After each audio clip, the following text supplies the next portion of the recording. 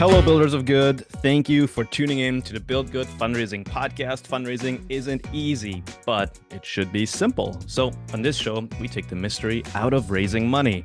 Now, on every episode, we coach you to build your fundraising like a flywheel. The flywheel has 5 steps. Number 1 is listening to donors. Number 2 is engaging them. Number 3 is asking the right people for the right things. Number 4 is celebrating every gift. And number 5 is reporting back in a real-time and responsive way. Now, if you master the 5 parts of the flywheel, your fundraising flywheel will start to spin reliably with less effort on your part.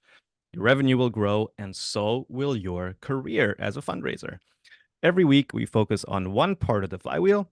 Today, we're continuing our focus on asking, and specifically asking new donors to join our team. We're continuing our series on new donor acquisition. You've heard us talk to Next After about how to create a lead magnet or a value offer, creating something valuable that a potential donor might like and might find a lot of value in and might want to download, and in exchange give you their email address and maybe even a gift. Now, that's great and all. Let's say you've got your lead magnet, but now you got to go out and find people. So we're going to talk about how to find those people on Facebook.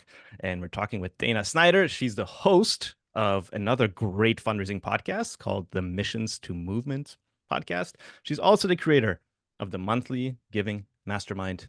Here's my conversation with Dana Snyder. Hey, Dana. Thanks for coming on the pod. Hi, thank you so much for having me. I've known about you for a long time, but we finally met in person at the NEO Summit a few months ago. We did.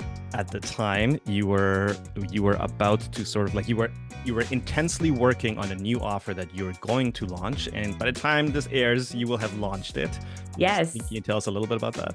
Yeah, of course. So it's actually perfect timing and right in line with our conversation. Grow Your List Ads Challenge, and it's utilizing social media ads to grow your email list. Really simply, I've been doing this for my own business for a long time, and I'm pretty much a solopreneur.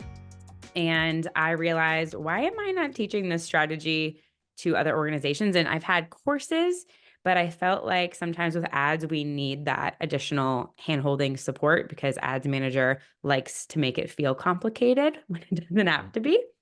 And so the Grow Your List Ads Challenge guarantees 100 new emails on your list in just 7 days. And so I work with organizations and I review your ads, I review the copy, I help manage them, get them set up, and then we review metrics together. And it's done in a small group cohort, and it's really fun. And the last round, I think the average actually was 186 new emails in 7 days. And a couple orgs over 200. One had 404 new emails in 7 days. It was awesome. Yeah. Now, I want to start by maybe addressing some false beliefs or even some myths around ads. Ads we tend to think of them as a little bit complicated. And a lot of shops don't get into the ad game until maybe when they feel like maybe once our program is more mature, we can start investing in ads, or maybe that's just for the big guys. I get the UNICEF ads all the time, and we're not UNICEF, so who are we to run ads? So I'm not either. Yeah. Right. So there's a few, I'll throw out a few false beliefs. I shouldn't frame the conversation as a false belief. Maybe it is true. So you tell me if it's a false belief or not, and how you might think about this. I won't be able to find the right people on Facebook. False. There are billion plus people on these platforms. So pretty much the majority of the world is on a Meta-owned platform. Facebook, Instagram, WhatsApp. Yes, your people are 1,000% there. Ads are too expensive for us to run. No, ads are one of the Facebook, Instagram ads are actually one of the most affordable ads, digital advertising that you can do to increase visibility, grow an email list, get donations. The catch to this, and I actually had a webinar on this that people were kind of blown away as to the mindset of it, is Mike, I would like listeners to think about, do you know how much it currently costs you to acquire somebody as a donor? or even somebody on your email list. Do you know that? And if I told you that you could run ad campaigns where a new email lead could cost you $2, would you do it? And at first, people are like, oh, I don't know. If I spend, let's even say $10. If that person costs $10, which is very high, and they're like, oh gosh, $10 per email, that's a lot of money. What's the average donation of somebody to your organization? Even if it does cost you $10, but they make a $25 gift or they become a monthly giver at $25 a month, and then your average retention rate is 95% for monthly donors, that's 1000% worth it on the ROI. So the myth that ads are expensive is I think we look at it in this silo without thinking about the end game of what's the lifetime value of somebody who supports our organization. And yeah, it's 1000% worth spending $2 or $10 to acquire this person. Yeah. Yeah, you're talking to someone who regularly puts 70 to 100,000 pieces of mail in like through the system to hoping that some of those people will become donors. And that is a very expensive endeavor. Yes. So cost to acquire a lead at $2. That sounds What's the average cost of a mail piece? of a mail piece. Yeah, like putting it together, like everything. Yeah, so in Canada, costs are a little bit more expensive. Our postage is a little bit more expensive than in the US, but it's anywhere between between the US and Canada, it's anywhere between 80 cents per piece to $1.50. But then actual on top of that, the creation of the actual Yeah, mailer. yeah, yeah. So this is where economies of scale come into question a little bit, but you're easily going to spend 10 to 20K on like market testing and creative, There you and go. sometimes you spend way more than that. Like that can go to 100K very quickly if you wanted to. Yeah. Yes. And so for instance, just to think about that, 10 to 20K, if you were to spend that on advertising, let's just go simply a visibility campaign where you want somebody to watch a video to learn about what you do. It's kind of similar as a letter. You want them to read about what you're doing. You can get video views for a penny, 2 cents. So think about a penny, 2 cents with $10,000. That's a whole lot of people. Yeah, and you get to retarget, Correct. which you can do in mail, but every time you retarget in mail, it's the same price. Like you're sending another piece of mail. Yeah. Yes. Ads are too complicated for us to figure out. No, it's just like learning to ride a bike, right? As soon as we learn and we do something once and we go through it, it's like, oh, okay, it's not that bad. In a recent, I think I did a webinar yesterday talking about ads, and I went through and I screen shared, and somebody was referencing, you didn't click on so many things that they have like listed there. And I was like, no, because you don't need to. I think once we remove like the facade of like what it looks like to be complicated, it's very like a step-by-step repeat over and over learning process.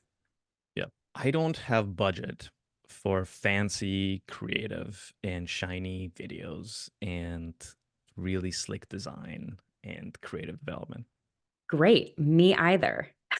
I am in the process of launching a bunch of different ads right now for my own business. And you know where I'm creating them? On my iPhone. Actually, right now, what's working the best are ads that are just text based.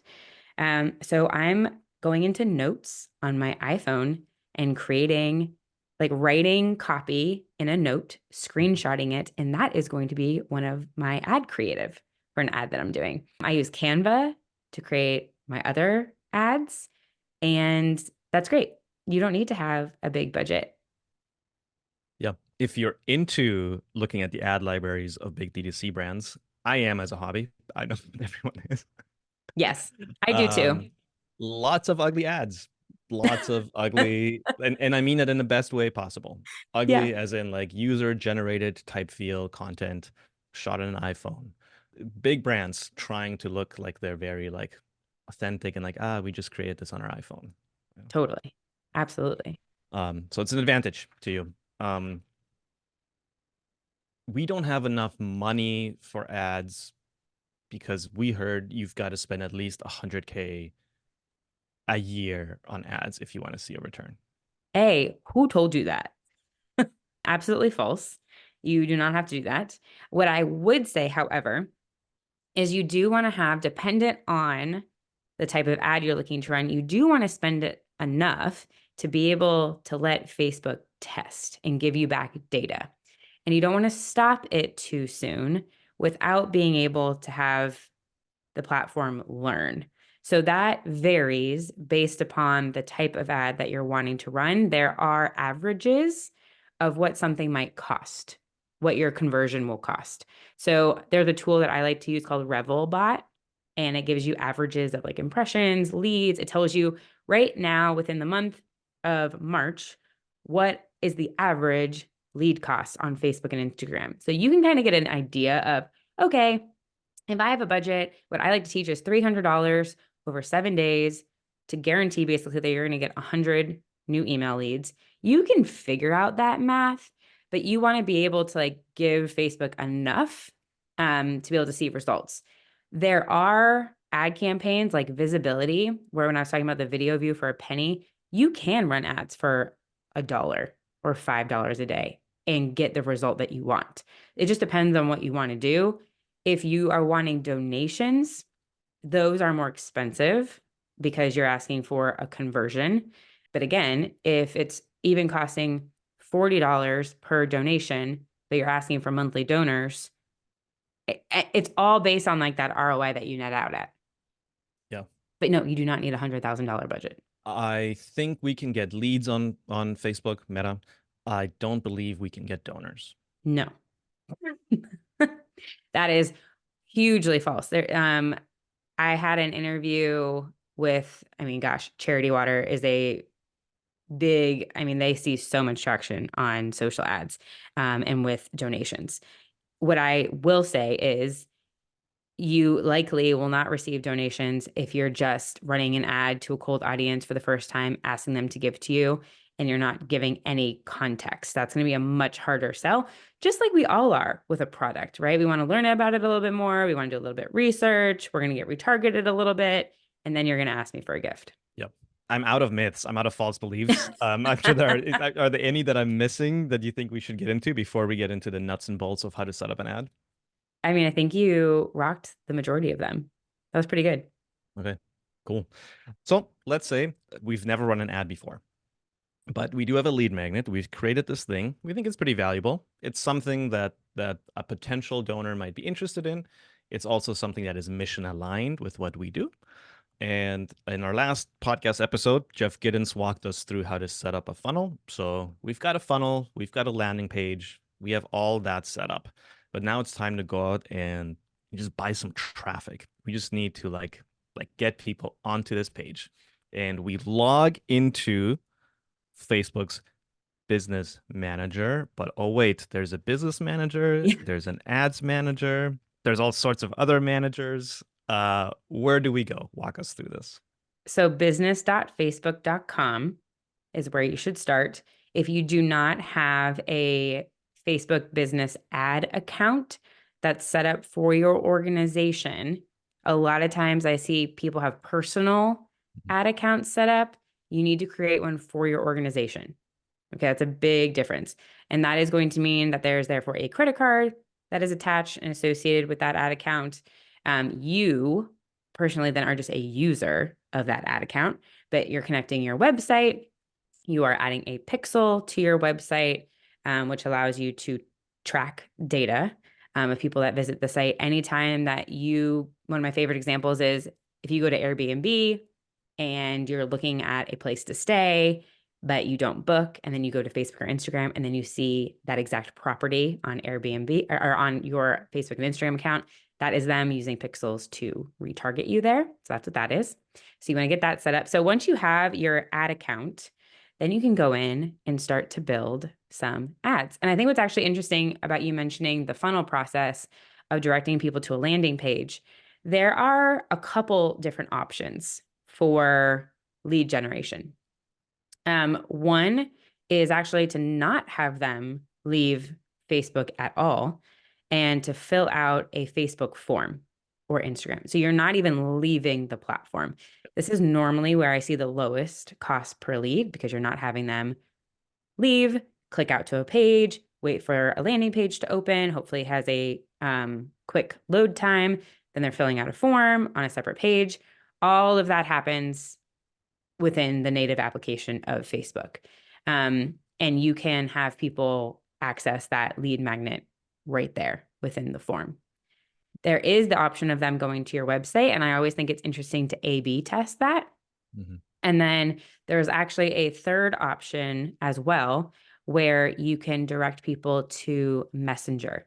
And so you have this little like chatbot conversation where they can access that download or event or whatever it is that you're talking about there. So 3 options: lead form, directing them to your landing page to fill out a form, or starting a chat in Messenger. Yeah. I want to back up just a little bit. When you create your ad account for your organization, and then you personally become a user of that ad account, for some reason, Facebook often likes to block you immediately because they're like, "Oh, hold up, we're not sure if this ad account is legit."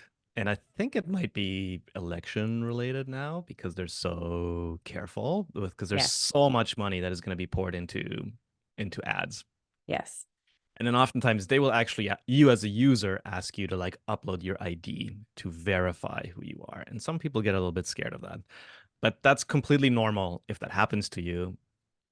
It's actually in the long run to keep you safe and to keep your Yeah. account safe. It's called a special ad category. If your organization has anything to do with election or very sensitive issues, great example right now in my monthly giving mastermind, I have 3 organizations that are all special ad categories. One is a housing organization. That is something that can be Mhm. elected on. One is a climate change organization.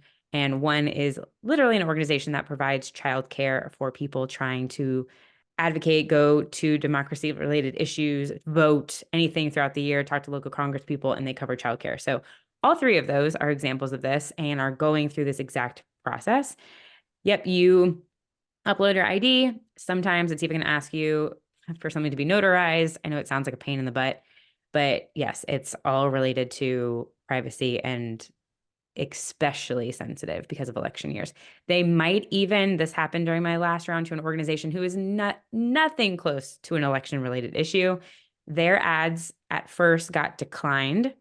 And that's going to be like, oh my gosh, it's a big red, like scary Mhm. looking thing where it's like your ads are rejected. It's okay.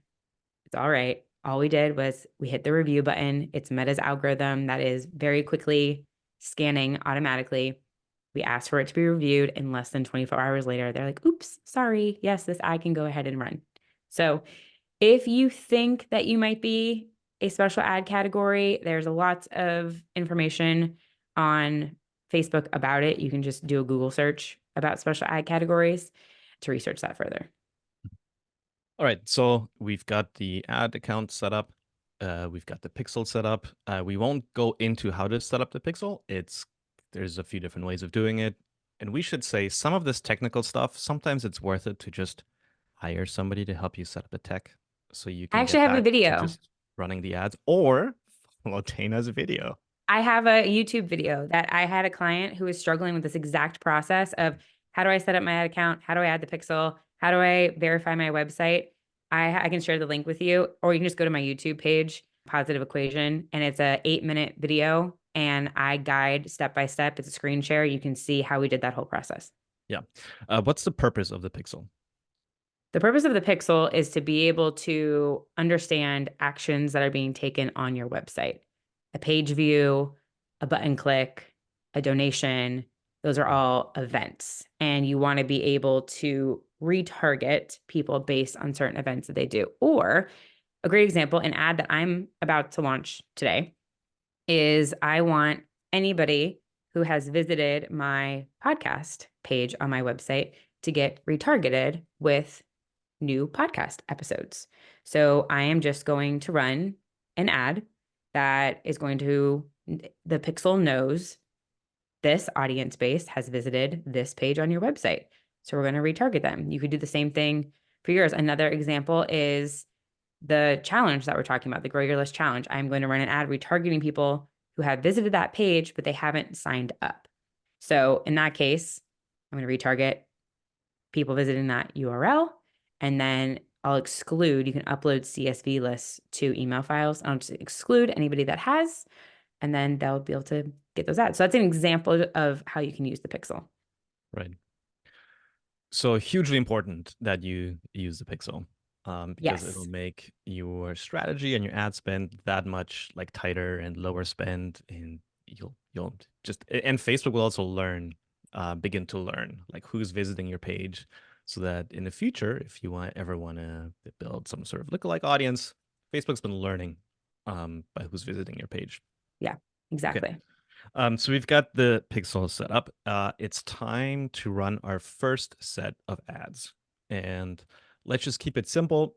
Let's say we're not going to do a lead form on Facebook, and we're not going to do a messenger chatbot thing. Let's just send them to our landing page. How do we start? So the first thing you're going to want to click on is to create a campaign. And there's 3 screens you're going to move through. The first one is literally just selecting what type of campaign you want to run. There's a bunch of different options for you to choose from awareness to leads to conversion, like sales. And so you're going to select leads because that's the action that you want somebody to take. And why that's important is that is telling Meta what you want the end user to do. So their goal for you is going to be to move people off to that landing page to get that email for you. So you're selecting a lead campaign, and then you're going to title it. You're going to go into the next step, which is going to have your audience selection, the budget you want to use, how long you want to run that ad for, and the placement of where those ads are going to run. There is something new that I've been testing a lot, which is called an ad advantage audience. I think back in the day, I should say like a year ago, but even before that, right? There was this thought around running very niche audiences and getting very specific. So within that second like tab that I'm talking about, you can type in interests that somebody might have. Or you can just select this ad advantage option, which is Meta just picking an audience for you. What has happened because Meta has been around for so long, they have more, whether we like it or not, they have more data on us and people and how we click and what we use and how long we stay and view something than you can imagine. And so honestly, what is making the biggest difference is less focus on who you're selecting as your audience and more on your content, your copy and your content. So let's just say, for the sake of going step by step, I've decided to test using this ad advantage plus audience. And I wanted to test a different audience, running it to, I don't know, anybody who has an interest in philanthropy. So those would be 2 different audiences.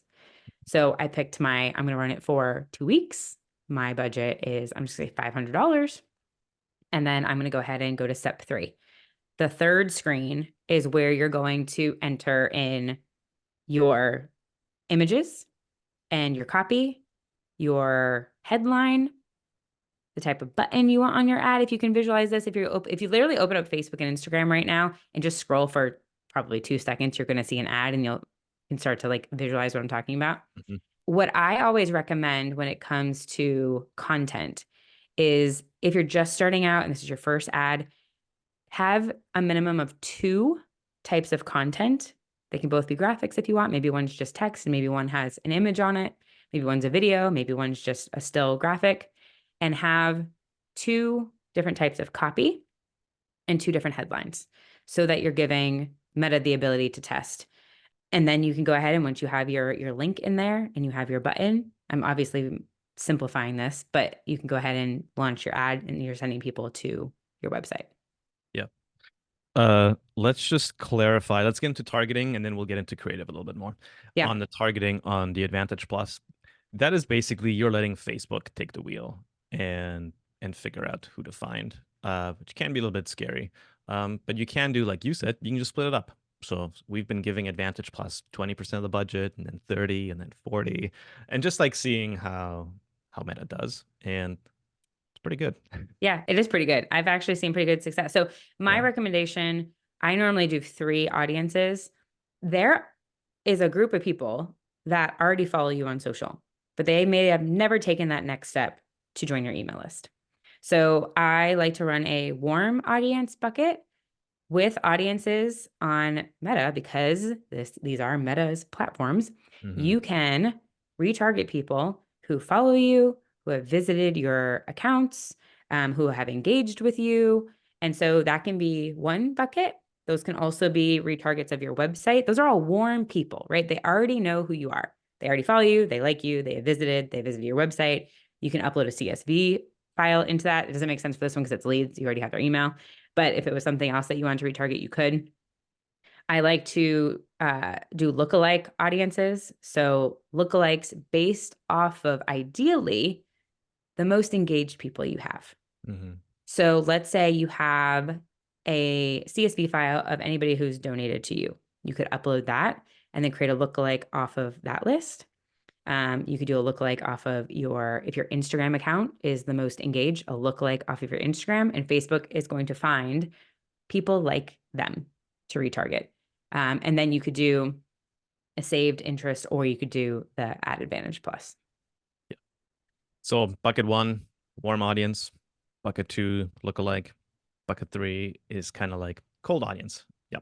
Based on targeting or based on letting Facebook figure it out. Are we bidding against each other if we have three different sort of sets of ads running to three different audiences? I mean, I never look at it like that. Technically, you're bidding against everyone else who's running ads. Yeah. So, I only yeah. say this because Meta is sometimes going to send you an email and they're going to say like, your ads could be performing better. You're currently bidding against yourself. And that's Meta sometimes trying to get you to increase budget, but just have peace of mind. It's okay. Yeah. Yeah, it's Yeah. fine. It's Yeah. fine. Okay, so we've set that targeting, and that's great. Now the creative. You mentioned uploading at least two types of content, like maybe two images or an image and a video, two types of like body copy, two types of description copy. Are these going to be two different ads, or is Facebook going to mix and match everything we upload to find the right combination that seems to work the best? Yes, great clarifying question. So it can be either. There, in that second tab that I kind of mentioned where you're setting up your audiences, there is a little slider that you can slide over that's called Dynamic Ad Creative. If you slide that over, when you get to the tab where you're uploading your images, Facebook is going to mix and match everything for you. And it is going to put together the best copy and the best image and the best headline that is going to match X person that you're trying to reach. If you leave that off, you can therefore dictate, I want this copy to go with this image, to go with this headline. So it's both. It's however you decide to design your ads. Recently, I've been doing more of the dynamic ad creative, and then I learned from that. So something that's important is the metrics that you can view on social. And I think this is also something that's extremely powerful about the tool. You can go in once the ads are running and you can look at what image is performing the best. That's how I knew to tell you currently for me, text only ads are actually running the best because I went in for all of them. I went in and I could select like show me the image performance, and it showed me how many leads my image with my face on it was doing versus just the text only. And text only was significantly outperforming. So then the next time I want to run ads, I'm not going to put the one with me in my face because I know that it costs more. I'm just going to do the text only. Yeah. We skipped over, well, we didn't skip over. We went through the step of you have to set your budget per day. Mm-hmm. You said $500 for 2 weeks. If we're just getting started, and let's say it is a lead campaign, we just want to try to get some leads. Download a lead magnet. They're going to be in a new welcome series, email drip. It will ask them for a gift. And we're just playing around. Maybe we have to prove a case to the boss or to the board that this might be a good strategy. Yeah. How much should we budget to just try to get some meaningful insights on whether we should scale this up or not? So in my ads challenge, I recommend a budget. Mine's over 7 days, and I recommend $300 over 7 days. So it's roughly $40-ish a day to get learning. So if you were going to run it for 2 weeks, then I would do around 600. You want to give it enough time to generate leads and find people. You can go less than that. It's just going to move slower. So that's really up to you. If you only wanted to do $100, then you just have to look at, okay, if the average cost per lead is going to be around, I don't know, $4 to $5 for us, then you can back out of that and be like, okay, we're likely going to get about 20 people. Is that enough of a proof of concept for us? That's up to your organization. Yeah. Is it that the more you spend, the faster Meta learns and the faster you get insights on what to change? And then if you make those changes, you can just keep spending. Yes. Yeah, that's kind of how it works. You got to think about ads manager is like an employee in ways where you have to give it time to run. What it used to be, this was like years ago, like this 3 or 4 day rule to be able to see what's working or not. Now it's really based off of impressions, which is Mm, how many people total are you reaching. Sweet spot is you want around 3,000 impressions is where the learning phase is happening. So you think about how much does it cost to reach about those many people, and then you'll start to see things coming in. So yes, you reach more people by spending more of a budget. You also mentioned something about per day.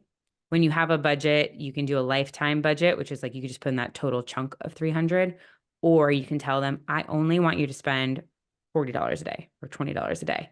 And you can dictate that as well. yeah, and the nice thing is you can log in every day and Mhm. decide whether to turn it off or add more spend. Yep. It's you're in control, which is nice. Last question I have. How do we know if it's working? Well, in your ads manager dashboard, you will be able to see your results. Something that I do highly want to mention, because we're talking about a lead ad going to a website, the pixel is not capturing 100% of people. And that is because of an iOS privacy policy change that you yourself might have clicked on saying, do not track me. So therefore, I'm not tracking you. So your results number on Ads Manager might not actually be completely accurate. So you always want to go into your email tool that's capturing those emails for that segment to understand what that number is, which means that form you only want to use to track paid social traffic. If you're sending that website landing page out at any event you go to, or it's just clickable on your main homepage, then you're not going to be able to get a true number sense of, oh, yeah, all of these emails are coming from paid traffic. The only way that people should be able to access this landing page in that form is through your social ads so that you know that that number is accurate. And oftentimes there is quite a decent discrepancy. That's also why like the Facebook form is accurate because it's keeping people on Facebook. But always double check because it's going to tell you maybe your cost per lead is $8 when maybe it's more like 4. So you want to go through and double check your numbers in your CRM or your email platform. Yeah, so wherever you're sending people to, make sure that's a unique form, a unique landing page, a unique way for you to measure. These are the people that came specifically from the meta ads. Correct.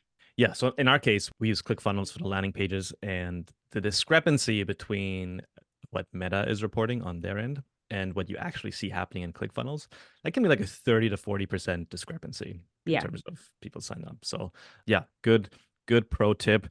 I actually have one more question. It's a very kind of like lame, not sexy administrative question. Yeah.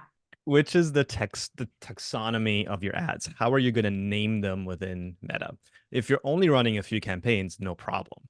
But if you intend to run a few of them and eventually you log in and it's just a hot mess because you just named this campaign test campaign V1, do you have just like a really quick like here's how I would name them so you can keep track? That's so funny. You made me pull up my ads account to be like, how do I name mine? Most of the time, it's the name of either the event or the lead magnet underscore the month or like year of the usually month. I Yeah. usually don't put the year because you can sort. So, for example, I had a freebie that was an ads checklist and I ran it in May and June. And so I literally had ads checklist underscore May, ads checklist underscore June. If I'm running them to a specific audience and I want to see that at the campaign level without going into the ad set, I've also done that too. So ads webinar _ cold audience _ February, for instance. Nice. Yeah. I keep a Google sheet where I just like name the campaigns that I've named in Meta. I keep them in a Google sheet and with a little note of like what we've learned or what I'm learning from each. Oh, look at you. And then, yeah, later you can go back and be like, well, I said I learned this thing. I can go back and double check. But this was a Yeah, great primer. Thanks, Dana, for you're coming. welcome. And, Hope this is helpful. If anybody's like, what in the legit, go to, I have a lot of YouTube videos on ads. And if you want to check out, like this would be prime time. My ads challenge is happening right now. If you want somebody to help you get your lead ads going, you can just go to positiveequation.com to learn more. Nice. Well, that's all for today. Here's my short action plan for you. If you've been listening and if you've never run ads, just go and create an ad account. That is the easiest thing you can do, like right now. Like turn off the podcast, spend 10 to 15 minutes at most creating an ad account. You may be asked to validate your organization, or you may be asked to upload your ID, and that's okay. That's actually to keep you safe. It's not because Facebook wants to sort of rule your life. It is to make sure that your ads account doesn't get blocked. Because once it's blocked, it is very hard to unblock it. It's hard to get a hold of a human at Facebook. So go and do that. Create an account right now and then run an ad. Just spend a little bit of money just to start learning how to run an ad. That's your education, is the little bit of money you're going to spend to learn how to run it. Thank you for the work you do. Thanks for listening to this podcast. If you're listening to this pod, you're my kind of people. I'm your kind of people. Thanks for the work you do. I'm your host, Mike Dirksen, cheering you on as you do good in the world.